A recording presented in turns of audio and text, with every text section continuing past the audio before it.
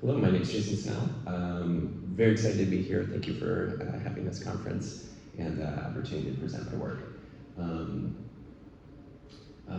Musical neurofeedback is what I'm focusing on today, and just pointing out a conflict of interest. I run 2 different companies that can profit off of musical neurofeedback, so the study I did can benefit. Just to give you a very quick background, I come from an arts background, so I've made electronic music since 1995. And in 2018, I started using Muse headsets to essentially DJ with my brain. So I'd put on the EEG and DJ an entire techno set through mental changes without touching the equipment. And during a tour in 2019, I went into this just assuming this would be kind of a cool thing, like an interesting thing. But to my surprise, I started having these really profound experiences on stage. At my second show, I dropped so deep into a trance state that I forgot I was performing. So I remember opening my eyes and being shocked that I was at a show. And then later that same tour in August, I spiraled up into totally sober, but a state of awe and ecstasy and transcendence. I had a complete mystical experience on stage through my brain modulating the music and then hearing the modulations in real time. There's something about the power and agency of that really blew my mind, so to speak. In 2022, I went back to school. I got a graduate degree from New York University in Tisch. And one of the things I was curious about is these experiences that happened to me on stage, is it repeatable for other people? Was it just a one shot that just happened to me, or can I replicate it? And so, as part of my thesis work, I developed these biofeedback sound baths. So I would wear the sensor, and my heartbeat and my brain waves would create this atmosphere where other people started to sync up and entrain to my body and my mind. And so it became this kind of group organic experience of biometric music. The inputs were the EEG that I use. The Muse headset has both brainwave sensors, so it's got sensors across the forehead, behind the ears, and it has a PPG on the forehead as well, so I could grab heart rate.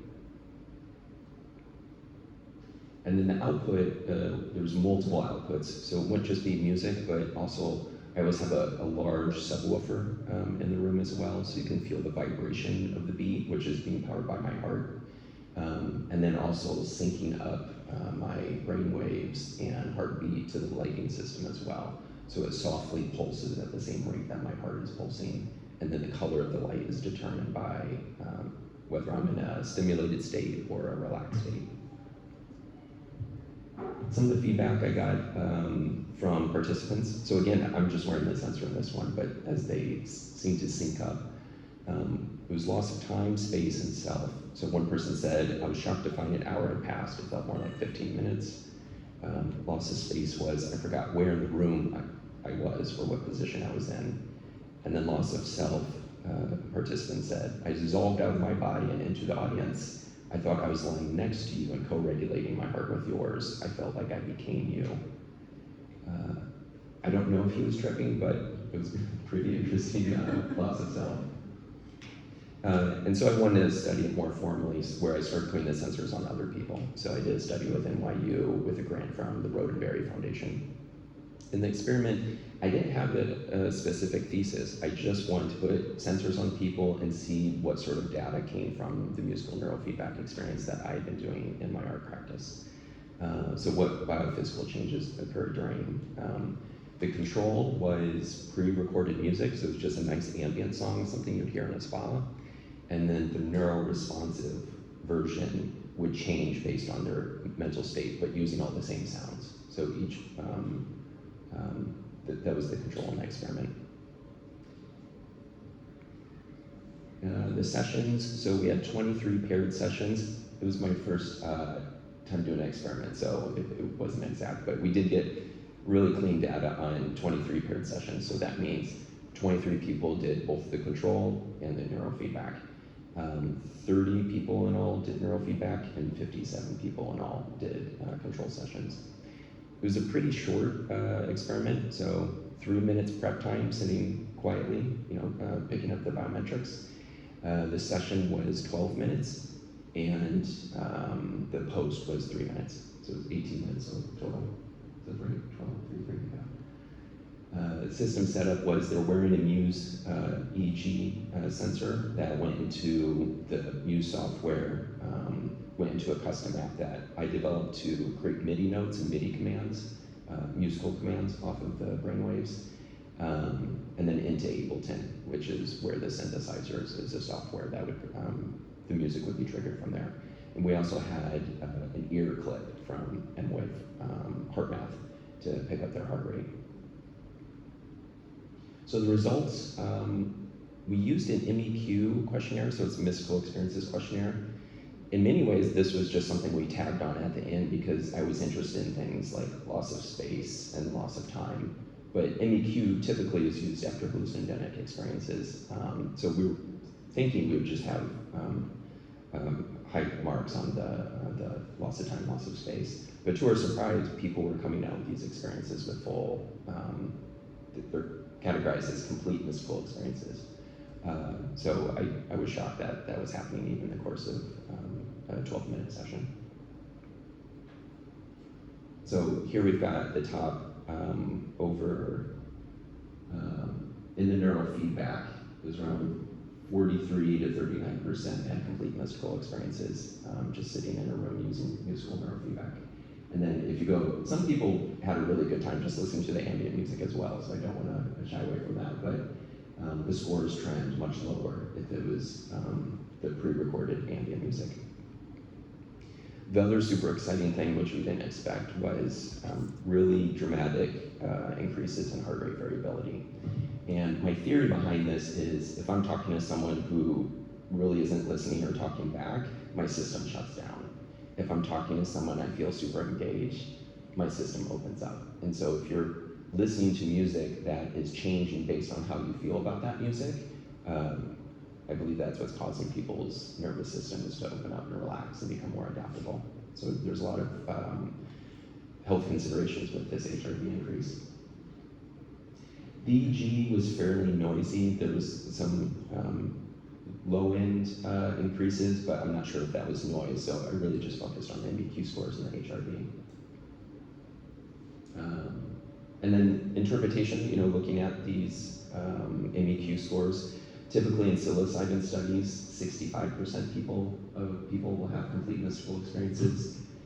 In certain of our subscales, which were positive mood and transcendence, we were up to 58, and then our overall MEQ scores were around 40 of people having complete mystical experiences. So there's some interesting possibility here that musical neurofeedback could be a non-pharmacological substitute for people who don't feel safe or aren't able to use hallucinogens. And then HRV, it was a very relaxing environment, so everyone's heart rate went down, but the HRV only went up when the music was responsive to them. And so the conclusion is we're considering how this can be used in wellness or therapeutic spaces, particularly being able to create increases or, to have increases in heart rate variability, and then to potentially elicit these mystical experiences, psychedelic-like experiences, without having to use drugs. So that's it. Thank you.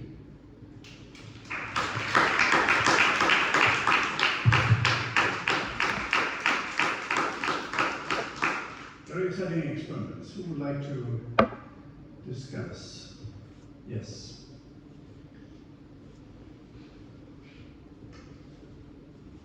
Hello, good afternoon. My question would be, in what way was the music consumed with the headsets? Because you also showed a space which looked pretty, interesting in a way, like a cave or something. So I actually come from architecture, so I know that the acoustics are very poorly managed also by architects themselves. So it's a discipline that needs more attention. So what would you, do you have any ideas in your work to connect Yeah, for this study, there wasn't a large sound system. We just used small earbuds because I really wanted to focus just on the musical neurofeedback and not the impact of things like vibration or, it was a relaxing room. You know, it was like dimly lit and they were sitting on a comfy couch. But in my art performances, I put a lot more time and attention to immerse the people into the experience. And I believe that creates much deeper experiences for people. I've done some performances in like yoga spaces where they're just on a yoga mat, it's not super comfortable, I mean so-so. And I've done other performances in like a living room with a bunch of couches and cushions. And from self-recording, people have much deeper experiences being in that cozier environment. I think it allowed them to let go more. Which also could correspond with the texture of the furniture and the acoustic. I agree, yeah. Okay. And having a clean sound system is very good. If the sound system is rattling or they start to pick up on, this isn't just sound in my ears, but start to pick up on the physicality of what's producing the sound, it takes them out of it. Because like if a window is rattling from the bass or if a speaker is a little loose, that is disruptive. Thank you. Yeah, great question.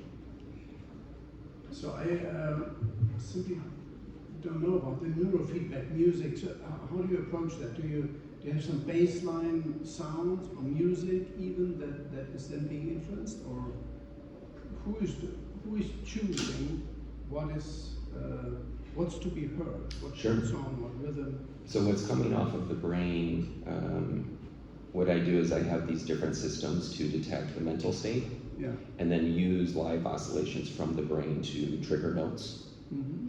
And then that gets pointed towards an artistically created library. Okay. And that library could be classical music, it could be spa music, it could be nature sounds. And for the experiment, we were using this electronic soothing library, very similar to a spa. So we didn't want the music itself to be that distinctive. We just wanted to feel like relaxing spa music. So a lot of the sounds were samples from old Roland synthesizers, which are quite common in soothing. Yeah. And do you see already potential clinical applications? And if yes, what indication do you have in mind? As part of the work I'm doing with commercializing it is starting to talk with different wellness centers. And it's a population that's pretty used to trying new modalities.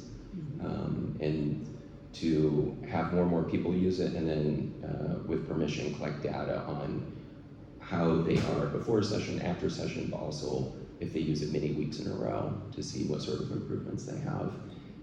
As we get more data on that, then we would look at moving more into a health or a clinical space. Mm-hmm. Yeah. Yes, please. Thank you so much. Hello, my name is Cassandra Schwärmer. I work as a frequency empowerment coach and vocal coach. And my question would be, are there any experiences that you would name, for instance, in the application of electronic music, ambient music, and the human voice on neurofeedback? Any observations that you would like to share? Sure. This was a lot of my thesis work, and so I was creating soundscapes which ended up being very womb-like. So I started to develop this idea that a universal music for people is the sounds that we hear in the womb. So we all spent several months in the womb. We hear, essentially we had a subwoofer above our head for several months. So we're used to this repetitive beat, which is used in a lot of ancestral cultures right up till today in a rave or technoculture. Also the movement of white noise, so the blood flow through the womb as a rushing or kind of a white noise. And then in a lot of, again, ancestral or technocultures, you'll have some type of indiscernible vocal sound, which I think emulates as we were growing in the womb, hearing our mothers and families' voices from outside the womb. So I think those are the core elements which all people have a foundation of music for, and so the design of, the sound design of a lot of my work follows those parameters. Thank you. Great question, thanks. And one last question.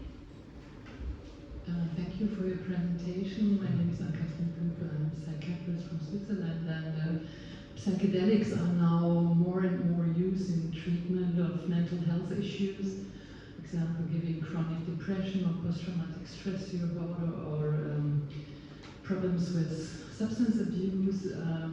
Did you ever give it a try with persons with mental health issues?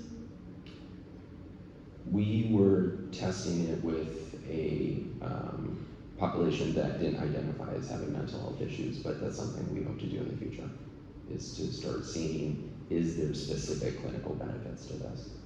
I mean, especially this experience of being connected with the universe in a positive sense. This is the most often reported benefit of psychedelics in this area, and this would be very good and much more easier possibility. That's a great comment. Wonderful. Thank you very much. Thank you. Thank you. Appreciate it.